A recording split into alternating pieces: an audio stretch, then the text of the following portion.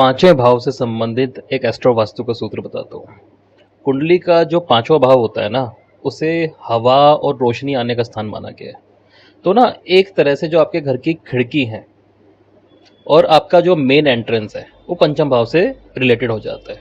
और कुंडली में जब हम देखते हैं तो ये आपके पेट का हो जाता है, डाइजेशन सिस्टम का हो जाता है, इष्ट देवता का हो जाता है। तो जब भी आपकी कुंडली में पंचम भाव खराब हो ना, तो सबसे पहले कहीं ना कहीं जो आपकी मेन एंट्रेंस है उसमें कोई ना कोई खराबी आनी शुरू हो जाती है।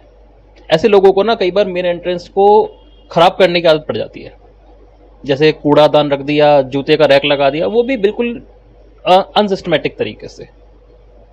कई बार मेन गेट में कोई खराबी है, जैसे ठीक नहीं कराया जा रहा, तो वो चीज़ ना कहीं पूरी कुंडली को खराब करती चली जाती है। जैसे वास्तु में बोला जाता है ना कि आप मेन गेट सुधार लो तो काफ़ी बड़े वास्तु दोष आपके शांत हो जाते हैं। इसी तरह कुंडली में बोला जाता है कि भाई आप पांचवा भाव सुधार लो तो आपकी कुंडली काफ़ी हद तक अपने आप ही शांत चलती रहती है। तो जो पांचवें भाव का स्वामी है या पंचम भाव में बैठा ग्रह खराब फल देने पे आ जाए ना, तो उसी से रिलेटेड आपको अपने एंट्रेंस पे चीज़ें दिखनी शुरू हो जाती है। जैसे पांचवें भाव में राहु बैठा है और वो खराब फल देने लगे, तो ऐसे लोगों को ना अपनी एंट्री पर धुआं करने की आदत हो जाती है, नीला रंग ज़्यादा यूज़ करने की आदत पड़ जाती है, कोई भी इल्यूजन वाली चीज़ें ऐड करने की आदत पड़ सकती है। पांचवें भाव में शनि आ जाए, ऐसे लोगों को ना अपने घर में मोटे मोटे पर्दे यानी सूर्य की रोशनी रोकने की आदत पड़ जाती है।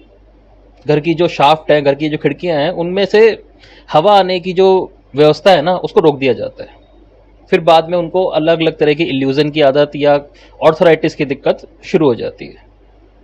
तो पंचम भाव जैसे भी है आपकी कुंडली में, आपकी एंट्रेंस को जब आप साफ रखते हैं, जैसे कहा जाता है ना, जैसे होली वाटर से, गंगा जल से डेली साफ कीजिए। गंगा जल नहीं है तो नॉर्मल पानी से साफ कीजिए।